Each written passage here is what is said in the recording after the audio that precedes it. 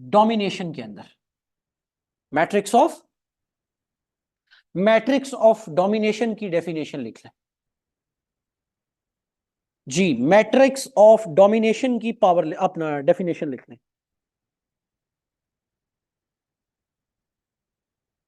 Organisation of power को, how power is organised in a society, ठीक है। It's called a matrix of power और matrix of domination. Organisation of power, how power is organised. इसकी दूसरी definition लिख लें या इसके बारे में, arrangement of intersecting systems of operation. वो चीजें जो हमें ऑपरेस करती हैं वो आपस में किस तरतीब के साथ जुड़ी हुई हैं। Arrangement of intersecting systems of operation. और ये जो पूरा मैट्रिक्स है इसको पैट्रिशिया हिल कहती है कि ये 4 लेयर्स हैं इस पावर की जो आपस में एक तरतीब में चलती हैं। डोमेन्स हैं पावर की, 4 डोमेन्स। ये 4 डोमेन्स मिल जाएं तो ये मैट्रिक्स ऑफ डोमिनेशन बनता है, जो कि सप्रेसिव है, जो सप्रेस करता है। 4 लेयर्स, 4 डोमेन्स जी। अब इन चारों डोमेन्स के जो मैट्रिक्स का कह लें कि पिलर्स हैं, स्ट्रक्चर्स हैं, इनके नाम लिख लीजिए। नंबर 1 स्ट्रक्चरल डोमेन, स्ट्रक्चरल जी, structural domain. Number 2 disciplinary domain. Number 3 hegemonic domain, hegemonic domain. And number 4 interpersonal domain.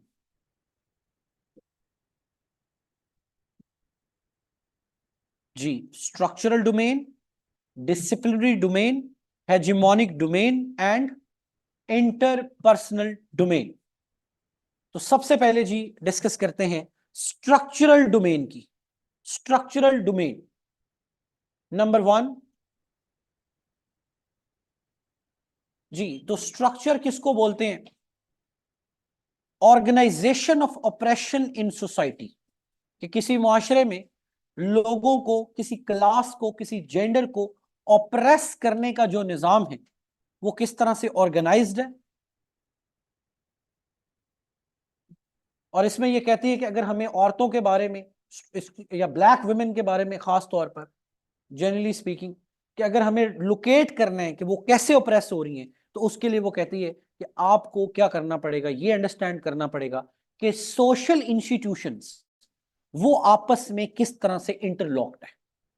How the social institutions are interlocked and produce and reproduce the subordination. आसान सी मिसाल है, अमेरिका में सबको पता है segregation हुई रही है स्कूलों की। कालों के और स्कूल हैं, गोरों के और स्कूल हैं। सेग्रीगेशन ऑफ पब्लिक ट्रांसपोर्ट रही है, कालों की बसें और है, गोरों की बसें और है। तो ये स्ट्रक्चरल वायलेंस है, ये स्ट्रक्चरल ऑपरेशन है। यानी कि ये किसी एक बंदे ने कॉज नहीं किया हुआ, जो सिस्टमेटिक इंस्टीट्यूशनल या स्ट्रक्चरल अरेंजमेंट है वो ही इस तरह का है। यूनिवर्सिटीज में एडमिशन नहीं हो रहा, ठीक है, कालों के अलग यूनिवर्सिटी का दाखिला हो रहा है, मतलब गोरों का अलग से हो रहा है, ठीक है। तो इस तरीके से फिर ये कह लेंगे स्ट्रक्चर की हम बात कर रहे हैं कि स्ट्रक्चरली जो है, पाकिस्तान में देख लें लैंड ओनरशिप है, ठीक है। तो अगर आप पेट्रियार्कल अरेंजमेंट में रहते हैं तो आपको अपने अब्बे को ये कहने की जरूरत नहीं है कि अब्बा जी जाते हुए जमीन मेरे नाम ट्रांसफर करनी है। उस इंस्टीट्यूशनल स्ट्रक्चरल अरेंजमेंट ही ऐसा है, ठीक है, कि वो जमीन जो है इन पेट्रियार्कल फैमिली वो ट्रांसफर ही किसको होनी है, वो बेटे को ही होनी। उसके लिए कुछ स्पेशल आपको जो है वो क्या कहते हैं, कोई कुछ करने की जरूरत नहीं है जी। नेक्स्ट डिसिप्लिनरी पावर या डिसिप्लिनरी डोमेन।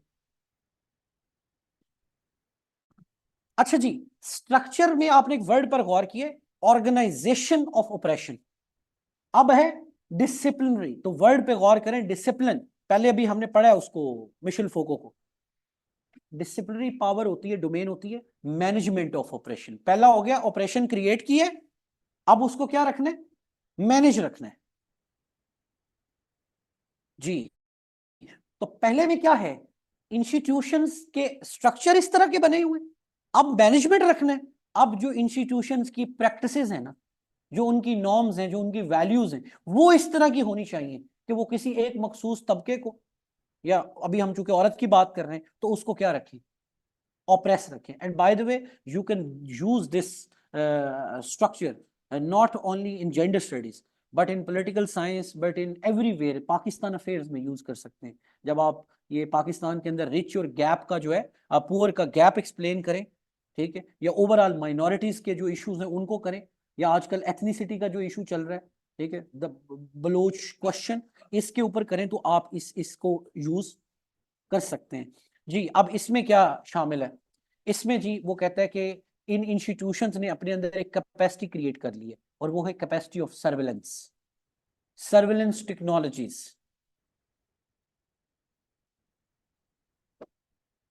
और यहां मिशेल फोको का आपने रेफरेंस भी देना है, क्योंकि ये उसी के करीब करीब करीब जो है वो बात है। और यही मैक्स वेबर, ये बेसिकली ये वाला जो पॉइंट है, ये मैक्स वेबर और मिशेल फोको दोनों का इकट्ठा है। क्योंकि वेबर कहता है कि जो आज के दौर में पावर है वो ऑर्गेनाइजेशंस के पास है, ब्यूरोक्रेटिक जो हायरार्कीज हैं, स्ट्रक्चर्स हैं, उनके पास है, ठीक है। जबकि मिशेल फोको क्या कह रहा था कि जो लोगों को अब जो पावर इस्तेमाल हो रही है वो मारने के लिए नहीं हो रही, अब इस्तेमाल होती है पावर उनको डिसिप्लिन करने के लिए। तो इसीलिए फिर इसलिए उन दोनों को इकट्ठा करके ये पॉइंट बनाया है, ठीक है। तो यहां लिख लीजिए कि वो ऑर्गेनाइजेशन स्ट्रक्चर्स की प्रैक्टिसेस कौन कौन सी हैं। इसमें जी हमारी जितनी भी ब्यूरोक्रेटिक ऑर्गेनाइजेशन है वो आएंगी, हमारी जितनी सोशल पॉलिसीज हैं वो आएंगी, वो इनहेरेंटली फेवर करेंगी मर्द को और इनहेरेंटली फेवरेबल होंगी फॉर वुमेन। तीसरा जी इसका जो एलिमेंट है, पिलर है, वो है जी हेजिमोनिक डोमेन। जी यहां पर आप रेफरेंस दे सकते हो ग्रामची का जी, consensual hegemony, power through ideas. Definition लिख लें इसकी, हेजिमोनिक पावर कहते किसको हैं, system of ideas developed by a dominant group that justifies their practices. ठीक है, अभी पाकिस्तान में 60-70% जो खवातीन है, अभी पहले आपने उनको जो मुगालता हो गया है ना उनको, उससे पहले निकालना है। जो उन्होंने खुद को ही कह लिया ना कि यस हम खुद तस्लीम कर रहे हैं कि मर्द ही को हमारे ऊपर जो है वो क्या पैदा किया गया, एक सुपीरियर या हाकम पैदा किया गया। तो ये है वो हेजिमोनिक डोमेन के जिसमें ऐसे आइडियाज इनग्रेन्ड हो गए, ठीक है, कि जिनको इटसेल्फ एक चैलेंज करना बजाते खुद क्या है, प्रॉब्लम है। System of ideas developed by a dominant group that justifies their practices. तो ये जो सिस्टम ऑफ आइडियाज है ये किस किस के थ्रू लोगों के जिनों में डाला जाता है, आइडियोलॉजी के थ्रू, कल्चर के थ्रू जी, और लोगों की जो कॉन्शियसनेस है वो ही उसके मुताबिक शेप हो जाती है। और इसके लिए पता है क्या किया जाता है, 3 वर्ड्स, सिंबल्स, इमेजेस और आइडियाज, वो उस तरह के क्रिएट कर दिए जाते हैं, सिंबल्स, इमेजेस एंड आइडियाज। और इसकी एक बहुत बड़ी निशानी ये होती है कि जो किसी मुआशरे के अंदर डोमिनेंट ग्रुप के आइडियाज होते हैं ना, उनके लिए ये वर्ड यूज करती है कॉमन सेंस आइडियाज, ठीक है, कि जो मेजॉरिटी के आइडियाज होंगे या जो पावरफुल लोग हैं उनके जो आइडियाज होंगे वो इतने यानी कि एक्सेप्टेड फॉर्म्स में होंगे कि वो उनको वो ऐसे माने जाएंगे जैसे ये क्या है, कॉमन सेंस है बिल्कुल, यानी कि ये तो यूनिवर्सल बातें ना, बाकी बातें फिर बाद में करेंगे। Number 4, interpersonal domain of power. जी इंटरपर्सनल डोमेन ऑफ पावर, जी इंटरपर्सनल डोमेन ऑफ पावर।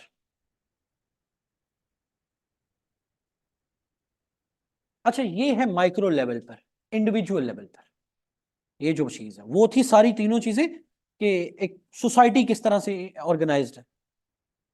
जी, इंटरपर्सनल डोमेन ऑफ पावर, इसकी डेफिनेशन लिख लें। How our individual consciousness perpetuates the subordination of others. How our individual consciousness perpetuates, जी, how our individual consciousness,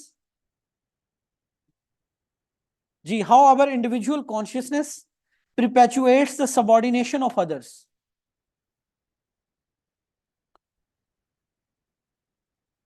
और इसमें आसान लफ्जों में आप वो कहती है कि जो ऑपरेशन होती है ना, वो आपकी रूटीन का पार्ट बन जाती है। रूटीनाइजेशन,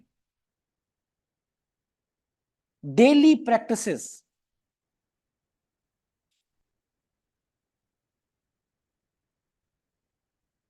और इसकी जी मॉडर्न डे जो रेलिवेंस है इस थ्योरी की, अगर अब ये दोबारा कभी वो ना भी पूछे तो आप लोग इसको कहीं भी यूज कर सकते हो। सिंगल वर्ड दूंगा ताकि आसानी हो जाए, and that is identity politics.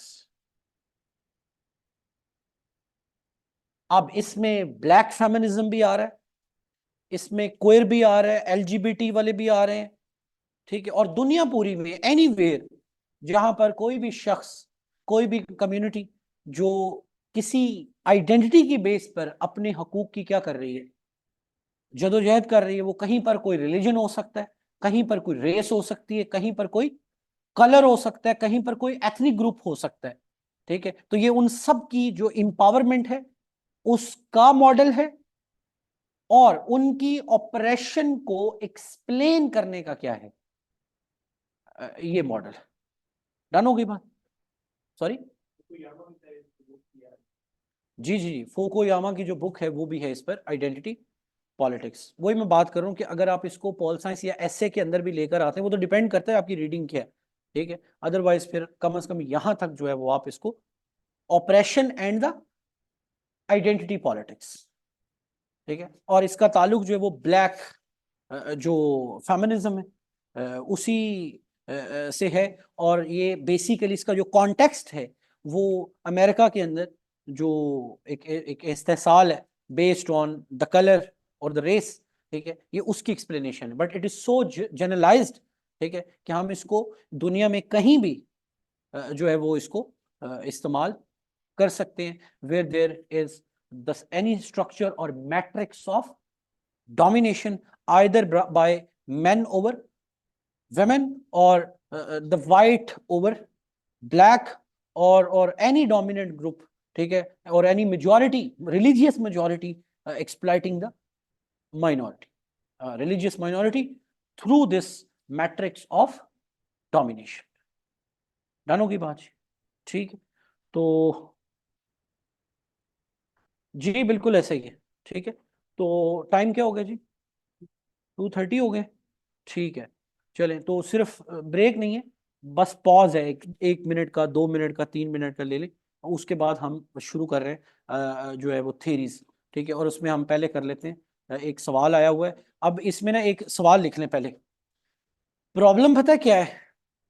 Problem ये है कि आपने एक जर्नल वर्ड याद किया हुआ है, मार्क्सिस्ट फेमिनिज्म, और उसके बारे में ना ढेर सारी जो इंफॉर्मेशन है वो आपने क्या की हुई है, इकट्ठी की हुई है। अगर आप CSS 2021 का पर्चा खोले ना, तो उसने ना एक बच्चों को लगता है मुश्किल किया, मेरी नजर में उसने हमारे ऊपर ये फेवर की कि जो बात क्लास में टीचर ने पिट पिट के बतानी है, ठीक है, वो एग्जामिनर ने सवाल के अंदर स्टेटमेंट वैसे पूछ ली। मैं पूरी स्टेटमेंट नहीं बोल रहा, उसमें वर्ड यूज किया हुआ था कि मार्क्सिज्म जो है ना वो औरत के ऑपरेशन को एक्सप्लेन करती है in relation to capitalism and private property. अब अगर ये दो वर्ड वो ना देता, सिंपल लिख देता डिफाइन मार्क्सिस्ट फेमिनिज्म, तो आपने कहना था पेपर सीधा सीधा आया। और अगर वो लिख रहा है 4 लाइनें कि there is a school of thought which believes in that women are oppressed and suppressed by the capitalism and private property, which is called Marxist feminism, what do you think about it. तो आपने बाहर आके क्या कहना है कि paper को उसने क्या कर दिया।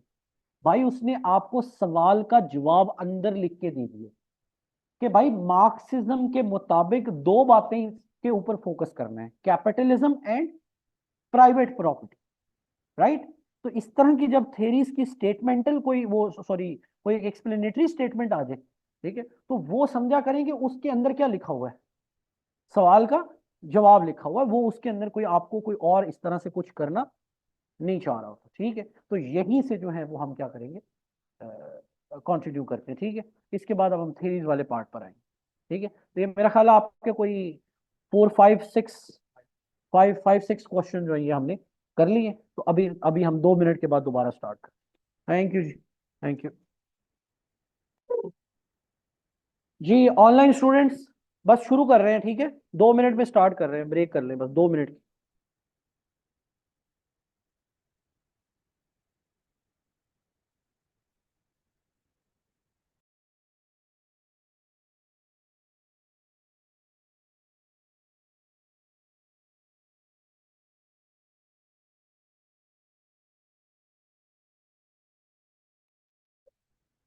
चलें जी।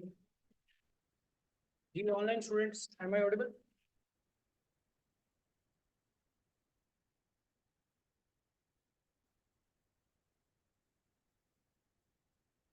जी ठीक, चलें जी।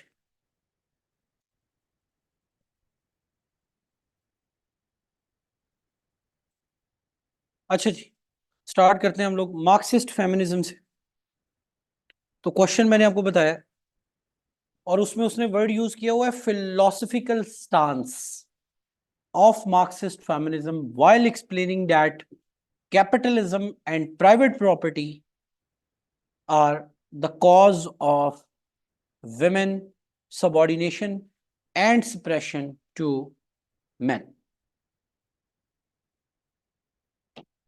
जी, तो इसमें पहला जो पार्ट है वो वीक है स्टूडेंट्स का, और वो है कि इनका जो फिलोसफिकल स्टांस है वो क्या है। तो यहाँ आपको थोड़ी वही बात जो हम करते हैं कि अगर आपको फिलोसफर्स या पॉलिटिकल जो फिलॉसफी है वो अच्छी आती है तो फिर आप सोशल साइंसेज में कहीं भी जो है वो मार नहीं खाएंगे, ठीक है। वो एक दफ़ा अच्छे से पढ़ेंगे तो वो फिर क्रिमिनोलॉजी पढ़े, सोशोलॉजी पढ़े, जेंडर पढ़े, जिधर मर्जी सोशल साइंसेज में जाएं, वो पीछे फिलोसफिकल जो स्कूल्स हैं वो फिर आपको वही मिलेंगे, ठीक है। तो इसकी जो फिलोसफिकल स्टांस है पहले उसकी हेडिंग बना लें कि इसके जो इसकी ओवरऑल एक्सप्लेनेशन है उसके अलावा इसके पीछे क्या है।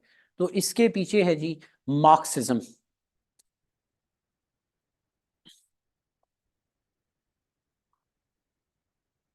जी number 1।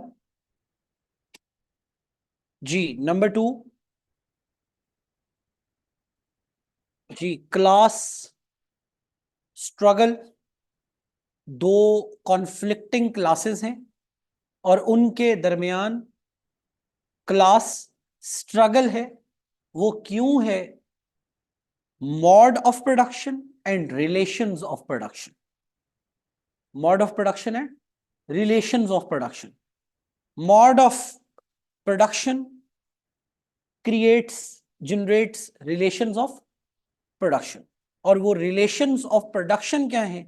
Relations of suppression and operation by the one dominant class of the other, जिसको आप आसान लफ्जों में कहते हैं capitalist class exploiting the labour class या प्रोलिटेरियट क्लास, ठीक है। तो ये है आपका बाइनरी जो एनालिसिस जो मार्क्सिज्म का है कि एक वो दुनिया को बाइनरी में देखते हैं। They cut the whole world into the two halves. One is the dominant and other is the oppressed. And why? Because one class has the ownership of the mode of production, and due to that ownership of the mode of production, they control the other class. अब ये ground set हो गई, ठीक है। तो अब आप इधर वर्ड दे दें अगला कि मार्क्सिस्ट फेमिनिज्म क्या है।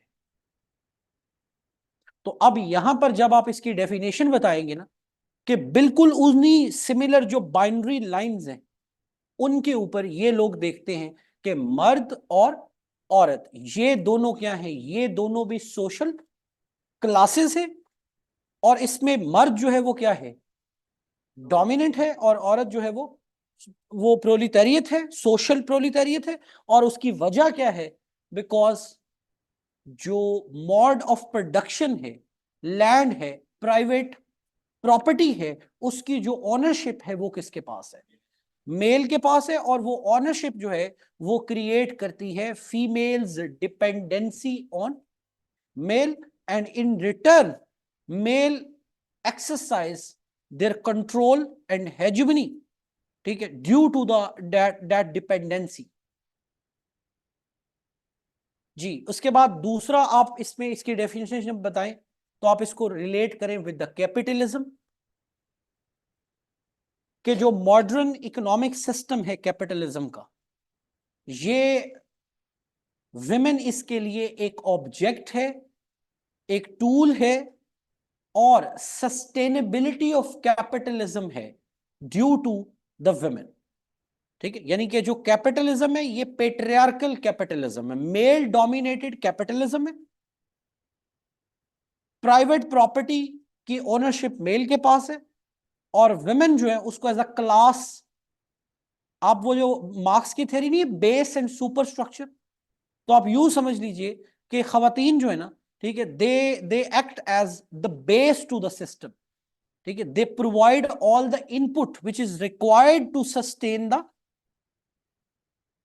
जी, capitalism.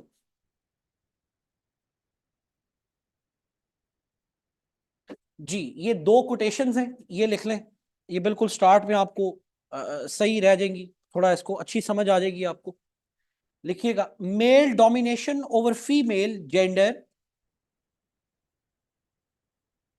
Ji, male domination over female gender constitutes the first instance of historical class relations।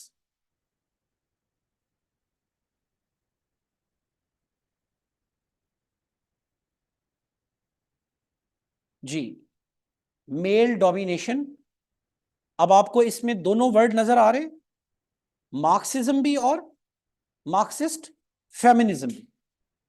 Mail domination over female gender constitutes the first instance of historical class relations. दूसरी quotation लिखिए, ये पहले वाली भी और ये वाली भी, ये सेल्विया वेल्बी है, ये उनकी कोटेशंस हैं, SYLVIA, जी, WALBY, जी, सेल्विया वेल्बी। ये कहती है, ये कैपिटलिज्म के रिलेटेड है, कि men's domination over women is a byproduct of capital's domination over labor।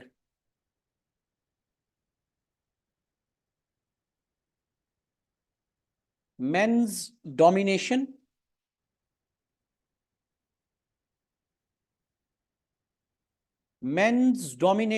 over women is a byproduct of capital's domination over labor।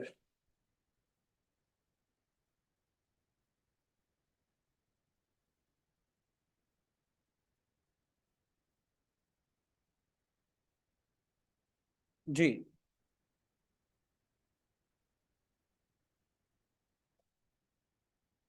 अच्छा जी, उसके बाद जो फ्रेडरिक एंजल्स हैं उनको आप इंट्रोड्यूस कराएं इस क्वेश्चन में, ठीक है, कि उनकी क्या एक्सप्लेनेशन है ऑफ मार्क्सिस्ट फेमिनिज्म। तो उनके लिए, चूंकि हम रिवीजन ही कर रहे हैं बस, तो उनके दो पॉइंट ले लें, कि उनके करीब जो है, once the society was women dominated, but with the advent of private property, with the beginning of the agrarian revolution, gradually the whole system of power, of property and domination, ये transform हो गया। और इसमें जो सबसे बड़ा role play किया है ना जी, वो लिखिए, वो इंस्टीट्यूशन ऑफ न्यूक्लियर फैमिली ने किया है। Heterosexual matrimony, heterosexual familial relations. और मैं अभी थोड़ी देर पहले आप लोगों से बात कर रहा था पावर की, वो जो पेट्रिशिया की बात हम कर रहे थे।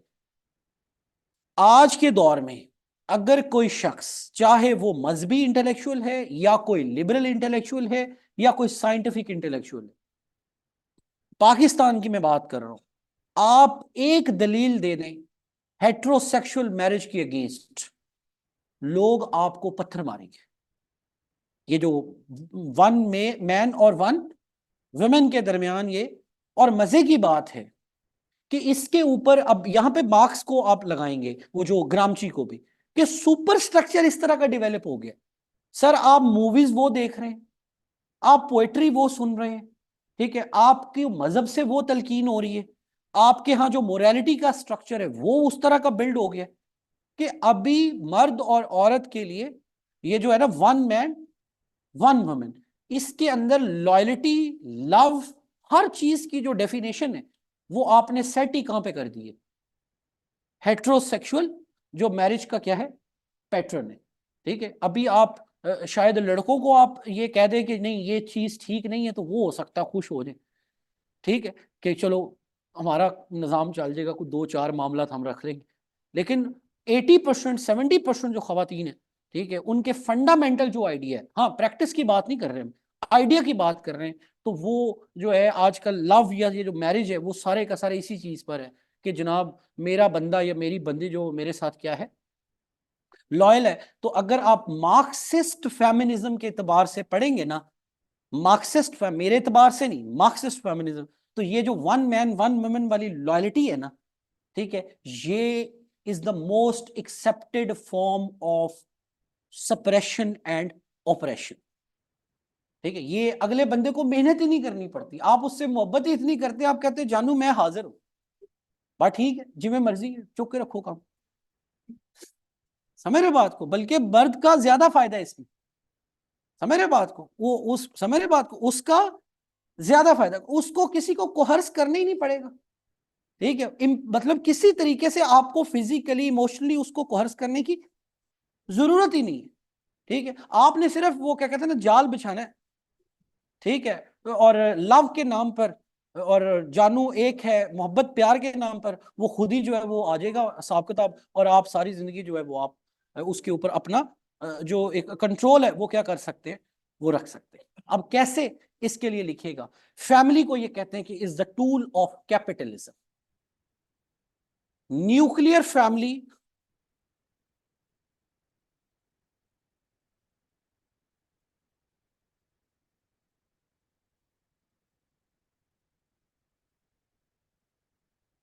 यार होना क्या चाहिए वो मुझसे ना पूछा करें। सही है, वो आप खुद डिसाइड किया करें कि क्या हो, मेरे कहने से कौन सा आपने कर लेना है। मैंने कहा नहीं है कि अभी कोई बंदा दलील दे दे सही कि नहीं ये नहीं ये होना चाहिए। आप लोग तो प्लेटो का वो जो है एक open sexuality for the intellectual class, उसके अंदर क्या देते हैं कि ये प्लेटो ने गुस्ताखी कर दी है। ठीक है, तो आप प्लेटो को नहीं छोड़ते, तो मैं तो बिल्कुल मामूली आदमी। ठीक है जी, family is the first tool of capitalism. और कौन सी फैमिली, न्यूक्लियर फैमिली, वन अपना हस्बैंड वाइफ एंड देयर बच्चे, चिल्ड्रन, दैट्स इट। अच्छा जी, इसमें ये कहते हैं कि तीन तरीकों से जो फैमिली है ये कैपिटलिज्म की वो है, कह ले सपोर्ट बेस है।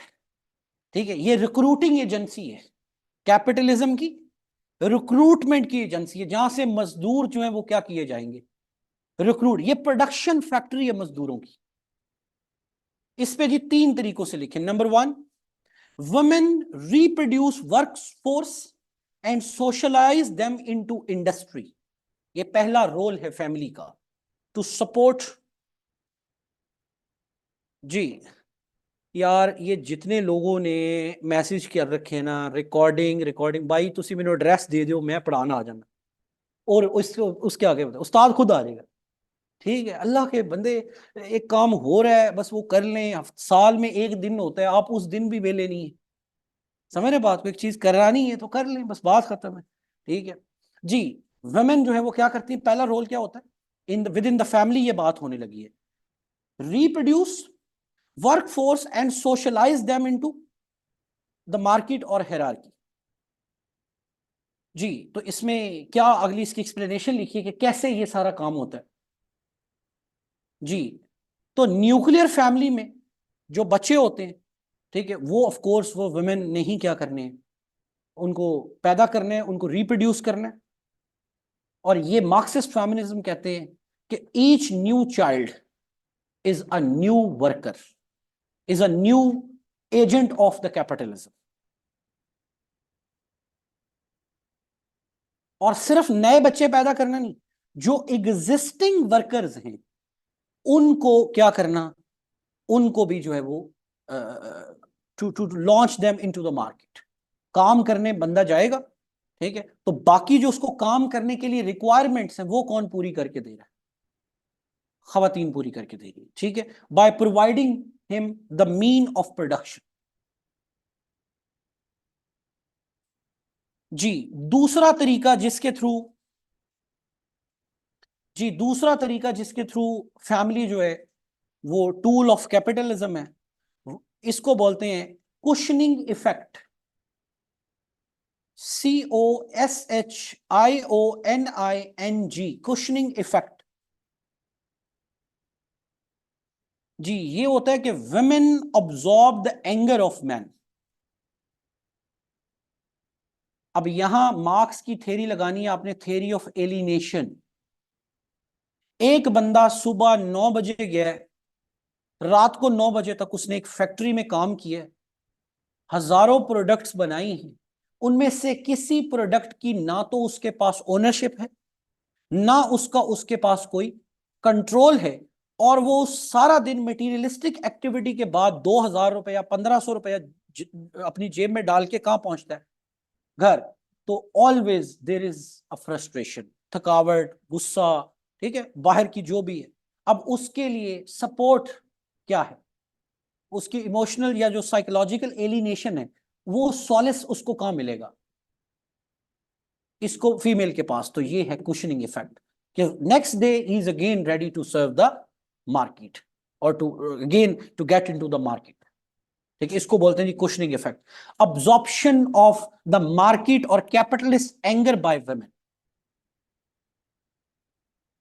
और इसकी पता है एक एडवांस स्टेज भी है, ये तो मैंने सॉलिस का वर्ड यूज किया ना, ये भी होता है कि एंगर ट्रांसलेशन भी होती है, वायलेंस भी होता है। यानी कि दफ्तर में आपकी उतरी है, को आपसे गलती हुई है या आपने कोई बोंगी मार दी है, अब वो जो आपके ऊपर पावरफुल था उसने आपकी क्लास लगाई, अब आपका उसके ऊपर तो बस चलता नहीं है।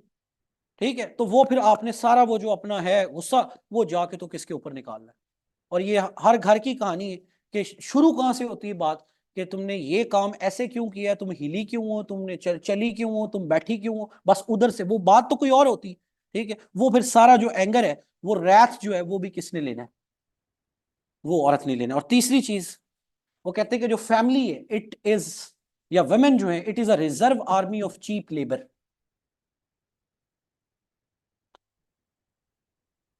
जी, reserve army of cheap labour. और ये ज्यादा मजबूती के साथ ये आर्ग्यूमेंट आया था वर्ल्ड वार के बाद, क्योंकि वर्ल्ड वार 1 और 2 से पहले जो यूरोप का स्ट्रक्चर था वो भी बिल्कुल हमारी तरह एक पेट्रियार्कल स्ट्रक्चर था। बंदे जंग लड़ने चले गए, तो पीछे जो प्रोडक्शन है उसके अंदर फिर उन्होंने इंगेज किया था किसको, वह औरतों को। तो फिर उधर से इन्होंने कहा कि ये औरतों को कैपिटलिज्म दो तरीके से यूज कर रही है, एक by keeping them home and training and serving the existing labour, and once that existing labour is busy somewhere, तो you can use that production capacity of women into the market. यानी कि produce तो वो कर रही है, घर में भी कर रही है, लेकिन अभी वो कहां करें आके, पब्लिक स्फेयर में आके या मार्केट के अंदर आके। तो इसको वो लिखते हैं कि women as a reserve army of cheap labour. ठीक है, और यहीं से निकलती है double oppression of women, double oppression of women. जी, चौथी चीज के फैमिली किस तरीके से कैपिटलिज्म का टूल है unpaid domestic labour of women.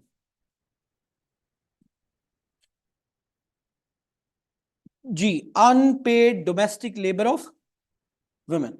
तो पूरी सोसाइटी में नजर आता है हमें भी कि जेंडर्ड डिवीजन ऑफ लेबर है, ठीक है। Men are associated with paid production in factory in office, ठीक है, जबकि वुमेन जो है they are confined to domesticated production, जिसमें बच्चे पैदा करना, घर के काम करना, एंड ऑल इज अनपेड। उसकी कोई एक्सचेंज वैल्यू नहीं है, डी वैल्यूड और अनपेड, ये वो काम है जो वो कर रही है।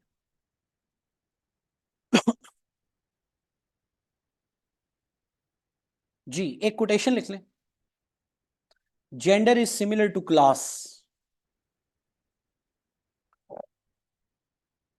Gender is similar to class, a social category characterized by relations of domination and oppression, relations of domination and oppression।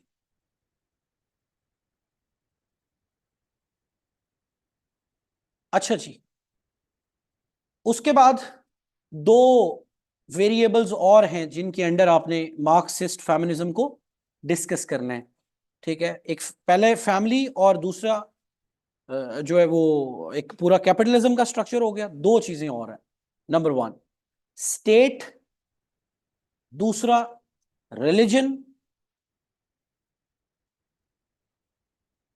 और यहां आपने अप्लाई करना है मार्क्स की theory of base and super structure, कि चूंकि नीचे बेस का जो कंट्रोल है, यानी कि मोड ऑफ प्रोडक्शन का कंट्रोल वो किसके पास है, मैन के पास है, इसीलिए फिर जो सुपर स्ट्रक्चर है वो भी पेट्रियार्कल सुपर स्ट्रक्चर होगा।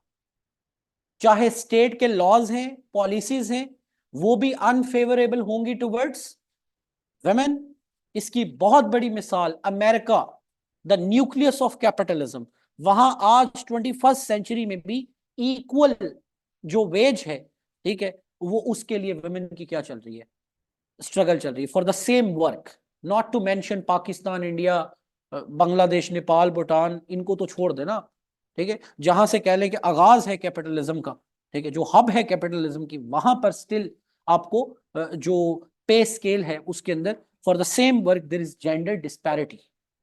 क्लियर होगी बात, ठीक है। अच्छा, इसी तरह रिलीजन की बात कर ले, ठीक है। तो ओवर द टाइम पीरियड आप हमारी पाकिस्तान की एग्जांपल ले सकते हैं, कोई भी दुनिया में आप दे सकते हैं कि जो रिलीजन है उसने भी इवेंचुअली किसको जस्टिफाई किया है, पेट्रियार्की को ही जस्टिफाई किया, मेल डोमिनेंस को ही जो है वो जस्टिफाई किया, ठीक है। और हमारे जैसे मुआशरों में वो जो औरत की आजादी के ऊपर गिरा लगी हुई है ना, उसको खोलना डबल ट्रिपल मुश्किल है। उसमें बहुत बड़ी वजह रिलीजन की तशरीह है, ठीक है, क्योंकि उससे क्या होता है, आपको वही बात है, जो काम आपने कोहर्जन से करना होता है ना, उसकी जगह पर कोई आयत, कोई हदीस आउट ऑफ कॉन्टेक्स्ट लगा के, तो वो उसकी जगह पर आप क्या कर लेते हैं, वही जैसे मैं अभी बात कर रहा था कि मर्द को औरत के ऊपर क्या पैदा किया, हाकिम पैदा किया। अब इस हाकमियत की जो डेफिनेशन है या इस आयत की जो तशरीह है, ठीक है, वो जस्टिफाई होती है औरत को बिल्कुल एक इंफीरियर स्टेटस में देखने की और मर्द को एक सुपीरियर स्टेटस में देखने की। डन होगी बात। अच्छा, एक आप इंडिपेंडेंट हेडिंग भी बना सकते हो इंस्टीट्यूशन ऑफ मैरिज पे तनकीद करके, जो मैंने पहले बात की, जो उसका आइडिया क्या नाम है अपना फ्रेडरिक एंजल्स का, कि ये जो इंस्टीट्यूशन ऑफ मैरिज है, ठीक है, मैट्रिमोनियल पैटर्न है आपका जी, ये भी जो है ना, ये भी एक कह ले कि ये it give birth to the institution of family, actually यही है ना फैमिली। अच्छा जी, अब इनके गोल्स लिख लें कि इनके गोल्स क्या हैं मार्क्सिस्ट फेमिनिज्म के।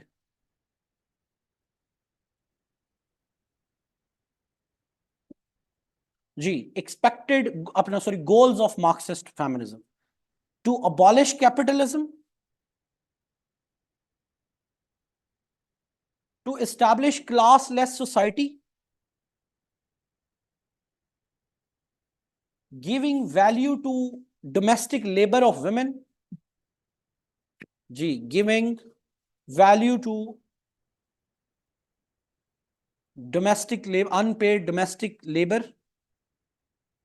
women control over reproductive rights, more women in public sphere,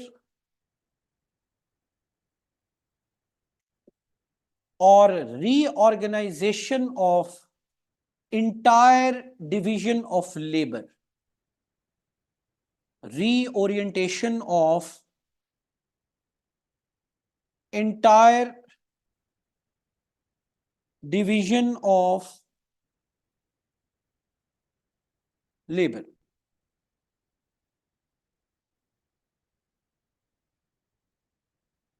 और हर थ्योरी की तरह इसके अंदर भी आप मॉडर्न जो वर्ल्ड है, पाकिस्तान हो या दुनिया हो, कोई भी एक शोबा ले लें, दो ले लें, तीन ले लें, जिनके अंदर एक कॉन्ट्रास्ट है वाजे बिटवीन मेन एंड वेमेन, उसको सामने रखिए, केस स्टडी डेवलप कर ले, और ये जो आइडियाज आपने पढ़े हैं, ठीक है, इनको क्या कर दीजिए, अप्लाई कर दीजिए बिला खौफ। आप यहां मिसाल के तौर पर इंस्टीट्यूशन ऑफ फैमिली है, ठीक है, तो आप उसके ऊपर पाकिस्तान की केस स्टडी ले सकते हैं कि पाकिस्तान के अंदर एक एवरेज हाउस होल्ड जो है वो इस तरह से कंपोज्ड होता है, ठीक है। फिर उसके अंदर बता दें कि ओनरशिप ऑफ प्रॉपर्टी किसके पास है, औरत क्या कर रही है, मर्द क्या कर रहा है, और उसको ग्राफिकल रिप्रेजेंटेशन करके तो आप एक्सप्लेन कर सकते हैं कि ये जो प्रिंसिपल्स मैंने बयान किए ये इस इशू को मुझे समझने में क्या दे रहे, हेल्प कर रहे हैं।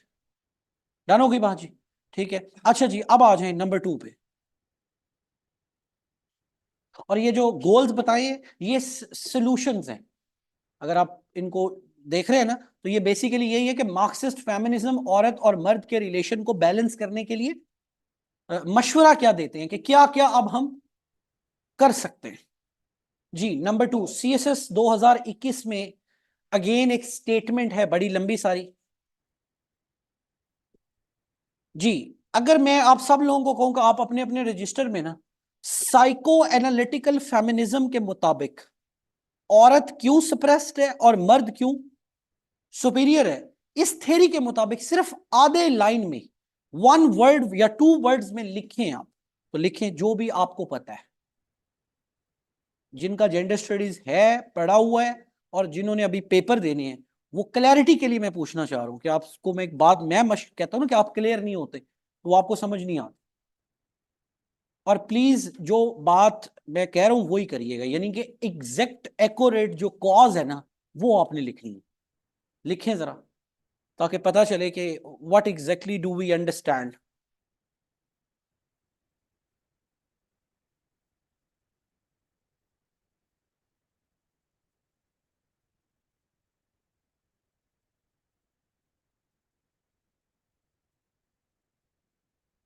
जी,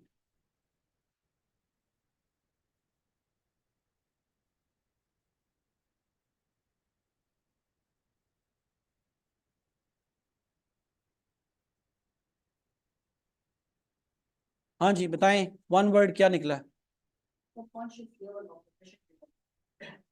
अच्छा, और ये तो जनरलाइज्ड बात होगी ना, इसके बाद हम्म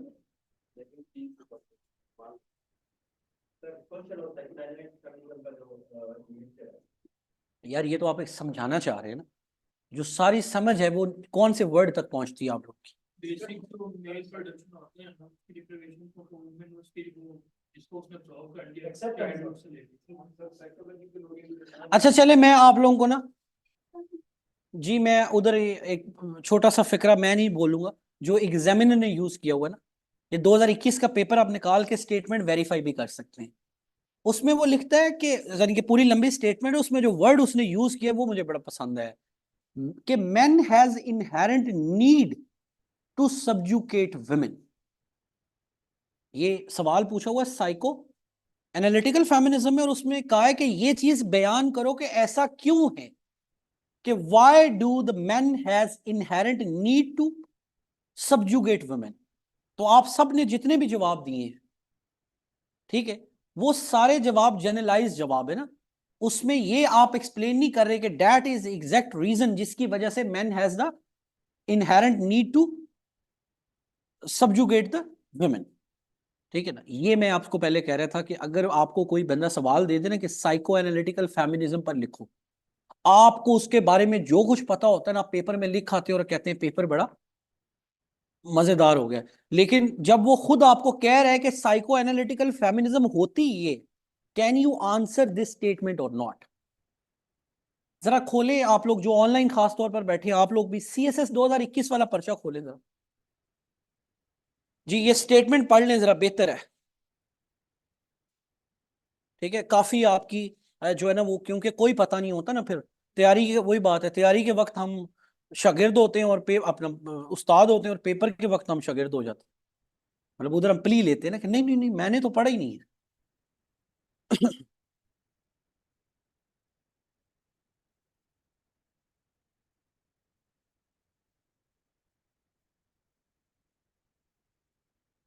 अगर हम एक वर्ड यूज करें, आप पढ़ते हैं स्टेटमेंट, साइकी का सोशो सॉरी साइकोसेक्सुअल साइकी, तो that is exact that core word. ठीक है, जिसके ऊपर ये जो आप बातें कर रहे थे ना, अनकॉन्शियसनेस या फलाना फलाना, ये सब उसी एक word, that psychic development is basically the cause of oppression, cause of difference between men and women. Psycho sexual psychic development. जी, स्टेटमेंट मिली है? क्या स्टेटमेंट है?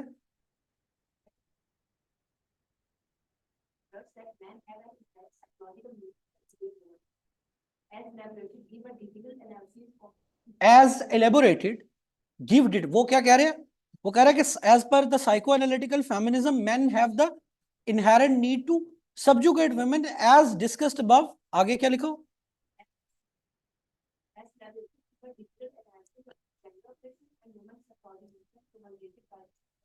साइको एनालिटिकल, जवाब उसने खुद दे दिया है। ठीक है ना, तो अब इस स्टेटमेंट के अंदर वही बात है कि जो कुछ भी हमें रैंडम वर्ड्स पता है जो आप सब बोल रहे हैं, अगर ये सारे आप फेंक देंगे, लिख देंगे, और उनमें कोई तरतीब नहीं होगी, कोई ऑर्डर नहीं होगा, तो दैट मीन्स के आप क्लियर नहीं। ठीक है, तो इसका जवाब जी हम शुरू करेंगे कि the root of oppression lies in the psychosexual psychic development of men and women.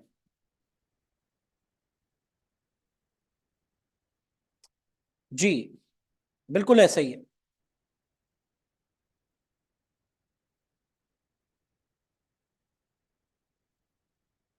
Ji, mains, जी, और दूसरा जो साइकी है, मेल साइकी, उसके आगे आगे आगे इसको चलाएं, अगली हेडिंग बना ले, मेल साइकी क्या है?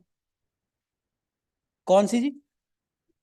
जी, the root of women subjugation to men, or their resistance, lack of resistance to a subjugation to men, lies in the psychosexual psychic development of both men and women। अच्छा जी, अब हम इसमें detail में नहीं जाएंगे, आप सबको पता होना चाहिए कि ये आइडिया जो है ये बेस करता है सिगमंड फ्राइड के ऊपर। ठीक है, और उसकी जो थ्योरी ऑफ पर्सनैलिटी है वो मल्टीपल स्टेजेस में इवॉल्व होती है, और उसमें जो हमारे कंसर्न स्टेज है वो है फैलिक स्टेज। ठीक है, जहां पर जो है वो आपके कॉम्प्लेक्सेस जो है वो क्या होते हैं, क्रिएट होते हैं। ठीक है, तो उन दोनों कॉम्प्लेक्सेस का नाम आप नोट कर लें। ठीक है, क्या नाम है जी? ऑडिपस कॉम्प्लेक्स, और दूसरा इलेक्ट्रा कॉम्प्लेक्स। ऑडिपस कॉम्प्लेक्स मर्द के लिए, और इलेक्ट्रा कॉम्प्लेक्स जो है वो विमेन के लिए।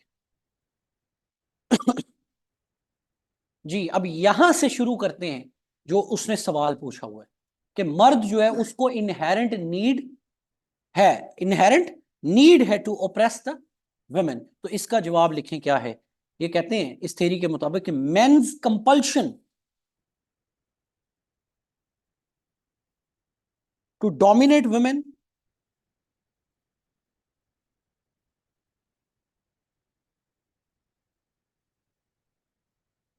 जी can be explained through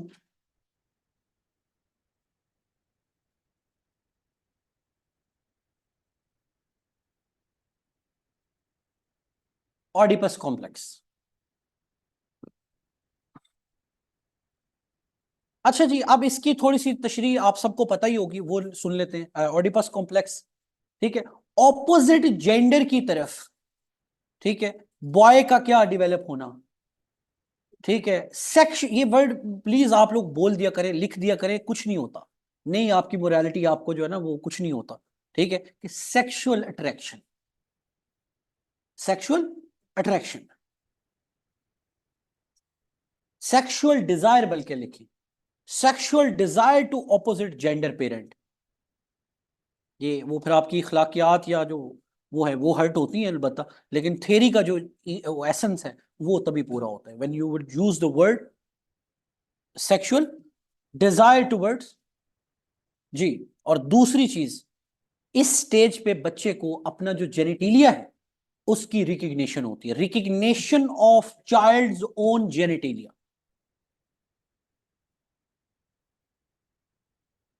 और अगर फैलिक स्टेज पर बच्चा इसको रिजॉल्व करने में क्या हो जाए, नाकाम हो जाए, तो उसके जो नतायज हैं उनमें से एक बहुत बड़ा नतीजा सेक्सुअल एग्रेशन की सूरत में, जब आप जवान होते हैं तो वो सेक्सुअल एग्रेशन की शक्ल में बाहर आता है।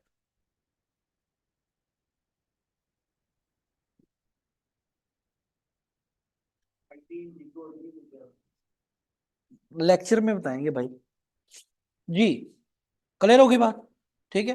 तो बच्चे का जो कोर है, ये अभी वही बात कर रहा हूं, जो उसका कोर है, ठीक है, वो फिर क्या डेवलप हो जाएगा, वो एक कह ले सेक्सुअली एक एग्रेसिव जो मेल है उसके तौर पर आएगा, और वो जो फ्रस्ट्रेशन है, वो जो एंग्जाइटी है, वो जो जो उसकी इनकैपेसिटी है टू रिजॉल्व दैट इशू, ठीक है, वो बड़े होके फिर वो बच्चा जो है वो मुख्तलिफ शक्लों में, ठीक है, वो चाहे तो वही बात है हरासमेंट की शक्ल में, रेप की शक्ल में, या किसी मर्डर की शक्ल में, या किसी न किसी शक्ल में वो बच्चा जो है वो उसको वेंट आउट करेगा ही करेगा। और ऊपर से यहाँ आप नोट कर लीजिए, रेडिकल फेमिनिज्म को ऐड करें कि ये जो सेक्सुअल ऑब्जेक्टिफिकेशन हुई है औरत की, commodification and objectification in terms of the ये जो आपकी इंटरटेनमेंट इंडस्ट्री है, जिसमें खास तौर पर पोर्नोग्राफी, ठीक है, हॉलीवुड, तो उसके अंदर जो है फिर वो फर्दर आपने वही जो उसकी अनफुलफिल्ड डिजायर्स हैं वो फर्दर फैंटेसाइज की है किसने, पोर्नोग्राफी ने, इस पूरी इंडस्ट्री ने, ठीक है, और वही जो है फिर आपके माइंड को क्या करती है, स्टिमुलेट भी करती है। मतलब एक नॉर्मल बंदा जिसकी ये रिजॉल्व हुआ होता है मसला, अगर उसको भी आप ये कंटेंट जो है वो दिखाएंगे ना, तो वो स्टिमुलेट हो जाएगा। और जो शख्स जिसका जो पहले ही वो है, कह लें कि जो डिसऑर्डर्ड है, ठीक है, तो उसके लिए तो ये चीज जो है ये क्या है, ये पेट्रोल का काम करती है, ठीक है। And that is what my analysis is, ये लिख लीजिए कि पाक ये अप्लाई करना है आपने पाकिस्तान के ऊपर। पाकिस्तान में अ लॉट ऑफ जो फेलियर्स हैं ऑफ मैरिजेस एंड रिलेशनशिप्स, ठीक है, उसके अंदर जो है वो अभी कल बल्कि हम बात कर रहे थे कि पाकिस्तान में कुछ दिन पहले शायद वो पहला मैरिटल रेप का केस रिपोर्ट हुआ है, ठीक है। And I am very happy, क्योंकि जब मैं ये हम थेरी ये पढ़ते हैं या पढ़ाते हैं तो we usually talk about these things, और लोगों को लगता है कि नहीं ये कौन से इजाद कर लेते हैं अपने पास से बातें।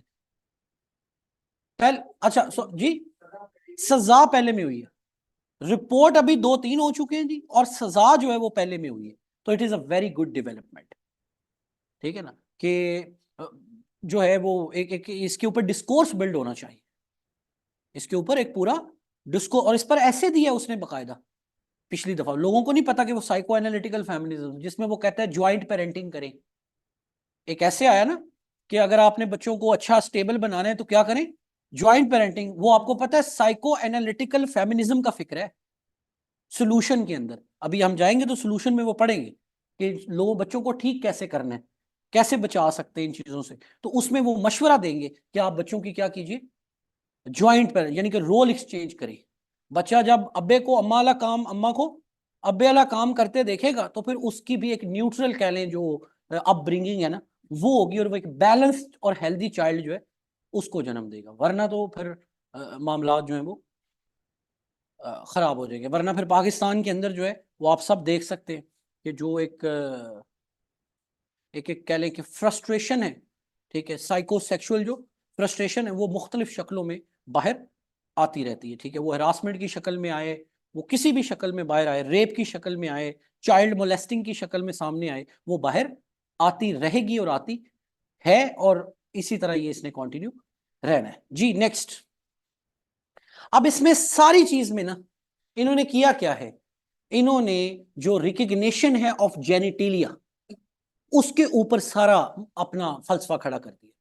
तो यहां पर एक तरफ लिख लीजिए, जो असल मसले की जड़ है वो वुमेन की साइड पर इन्होंने लोकेट की है कि she develops the penis envy, ठीक है, the lack of male genitalia वो उसके अंदर क्या क्रिएट करता है, sense of deprivation, sense of inferiority.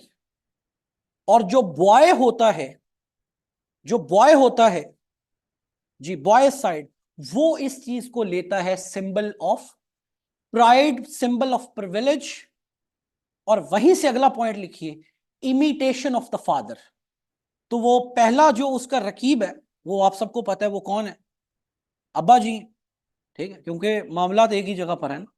बच्चे की भी मतलब अगर आप इजाजत दें तो वर्ड यूज कर लूं, बच्चे के लिए कि भी जो माशूका है, महबूबा है, वो उसकी माँ है, और वो बेचारा तो 6 कलमे पढ़ के बैठा हुआ है, उसकी तो सारी जिंदगी का मतलब दारोमदार ही उधर है, ठीक है। तो वो दोनों में फिर जो मुकाबला है, तो बेटा फिर क्या प्रेफर करता है, to imitate and to follow the father. और वहां से वही बात है कि डोमिनेंट साइकोलॉजी की क्या होती है, एवोल्यूशन होती है, ठीक है। और द गर्ल जो है वो शी लर्न्स दैट कि she does not have that genital organs, तो उसके लिए फिर वो अपने आप को वो किस में चली जाएगी जी, इंफीरियरिटी में। और यहीं से लिख लीजिए जो ये कहते हैं साइको एनालिटिकल फेमिनिस्ट कि उसके अंदर जो एक्सेसिव शेम है वो भी इसी वजह से क्रिएट होती है।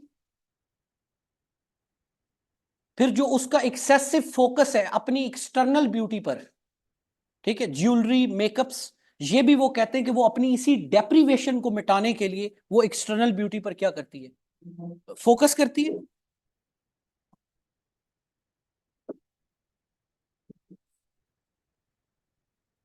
जी। और यूं ओवर द टाइम पीरियड जो सोशलाइजेशन का पैटर्न है उसके अंदर वो अपना जो मदरहुड का रोल है, जो उसने अपनी माँ को देखा है, तो वो बिल्कुल उसी के साथ स्लोली एंड ग्रेजुअली क्या हो जाती है, अलाइन हो जाती है, ठीक है। और यूं दो डिफरेंट साइकीज जो हैं वो डेवलप हो जाती है, one is the superior psyche and the other is inferior psyche. Done होगी बात। अच्छा जी, यहां पर लिखिएगा एक और साइको एनालिटिकल फेमिनिस्ट है, मिचेल, MITCHELL जी, मिचेल।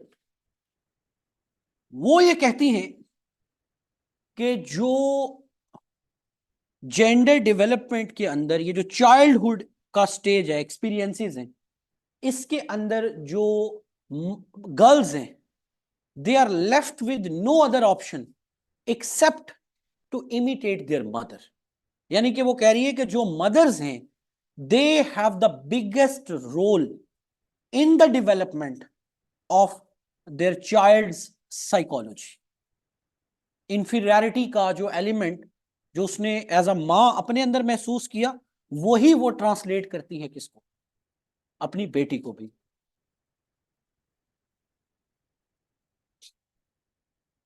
लड़कों को देख ले, छोटे बच्चे आपके घरों में भी होते हैं, बाप को मारना, जो 2-2.5 साल का बेटा है वो बाप को मारना उसके लिए पॉसिबल या इतना इजी नहीं होता, मारता वो किसको है।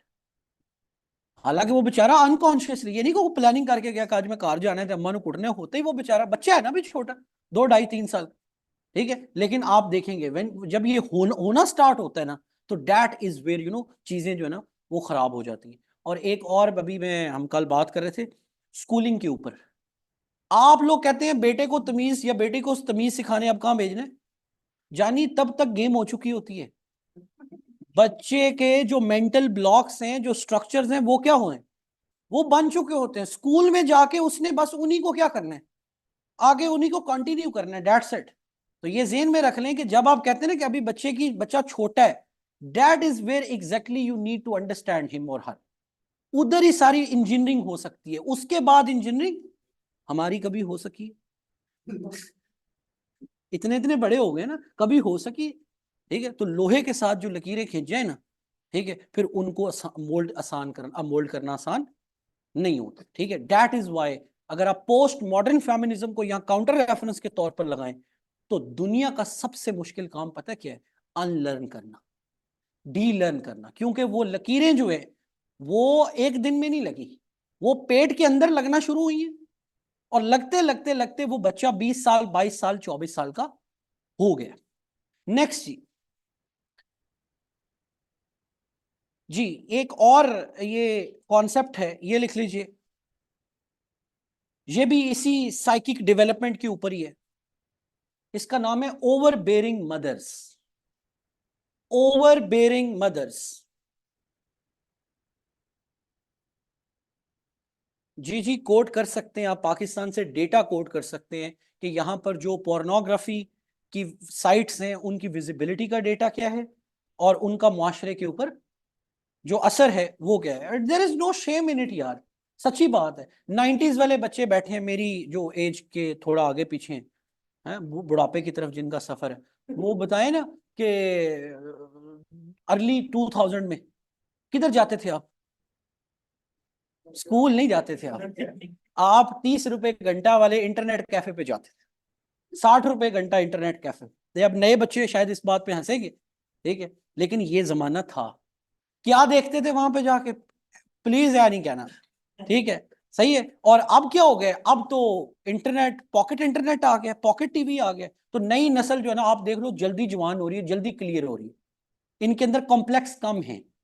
जो बच्चे 20s में है ना, वो आपकी और मेरी निस्बत खवातीन को लेकर या खवातीन लड़कों को लेकर जरा ज्यादा लिबरेटेड, क्योंकि आपको फिल्म चलानी पड़ती थी उस चीज तक पहुंचने के लिए, झूठ बोलना पड़ता था, स्कूल से छुट्टी मारनी पड़ती थी, दीवारें फलांगनी पड़ती थी, पैसे उधार लेने पड़ते थे, समझ रहे बात को, तब जाके तो ये सीन चलता होता। अभी क्या है, वाईफाई अब्बे की मजबूरी है, उसने घर में लगवाने हैं। समझ रहे बात को, आजकल मतलब वाईफाई के बगैर तो नहीं, तो हर बच्चे के लिए क्या है, एक्सेसिबिलिटी है, ठीक है। तो आपने क्लिक मारना है, मामला क्लियर है, ठीक हो गया।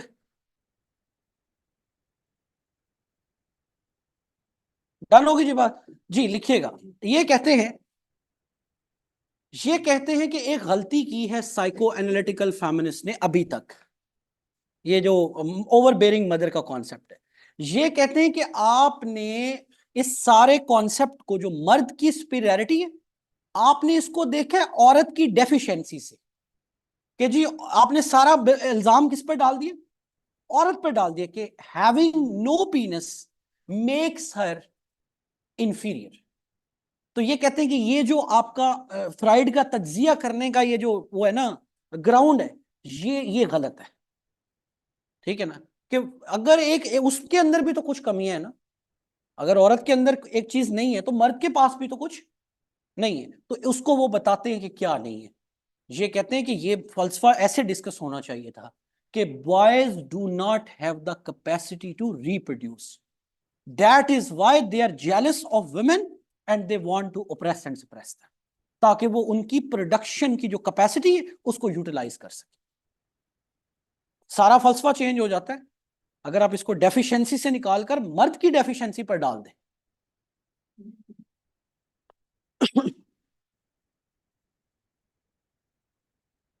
ठीक है, यानी कि जो सारा कसूर है ये हमारे यहाँ फिर खवातीन पर ही आता है ना, कि उन्होंने ही खुद इस चीज को क्या कर लिया हुआ है, लेजिटिमेट कर लिया। और यहाँ एक कॉन्सेप्ट लिखिए, मॉमिज्म। ये 1960s और 70s में अमेरिका में एक मूवमेंट चली थी पूरी मॉमिज्म की, जिसका नारा था कि mothers have debased nations men, mothers have, यानी कि उन्होंने खुद अपना जो कंट्रोल है वो अपने हस्बैंड और बेटे को दे दिया, अपने ऊपर बिगाड़ दिए बच्चे। ये वही बात है कि अभी आप हमारे टिपिकल पंजाबी घरों में, या मुझे बाकी कल्चर्स का भी थोड़ा आइडिया है, आप चले जाए, हमारी माँ का दिल करता है बेटा हमारा जो है ना वो बस हिले भी नहीं और मैं पानी और रोटी लेके पहुंच जाऊं। तो जब 25 साल आपने मोहब्बत के नाम पर उसको खुद निवाले खिलाए, तो 26 साल में उसको कहते हैं बेटा अब तुम्हारी शादी एक इंडिपेंडेंट लड़की से हो गई, अपना काम खुद कर लेना। भाई वो कैसे कर ले? 25 साल तो आपने उसको क्या बना के रखा है, चौधरी बना के रखा है, तो अब वो चौधरी बन गया। जी नेक्स्ट, जी अब यहां पर एक और मार्क्सिस्ट अपना साइको एनालिटिकल फेमिनिस्ट है, नैन्सी चेड्रो। जी, नैन्सी चेड्रो जी, यहां लिखिएगा, एक है penis envy versus womb envy, WOMB।